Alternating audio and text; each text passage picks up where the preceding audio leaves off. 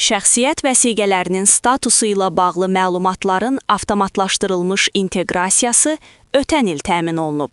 Yeni Sabah məlumat verir ki, bunu Dövlət Sosial Müdafiə Fondunun İdarə Heyətinin sədri Zəka Mirzəyev 2025-ci ilin yekunlarına dair mətbuat konferansında bildirib. O qeyd edib ki, bu yenilik sayəsində bəzi ödənişlərin həyata keçirilməsi daha rahat olub. Bu sistemin tətbiqi nəticəsində deaktiv olan şəxsiyyət vəsiqələrinə görə sosial ödənişlər, pensiyalar və prezident təqaüdləri avtomatik dayandırılır.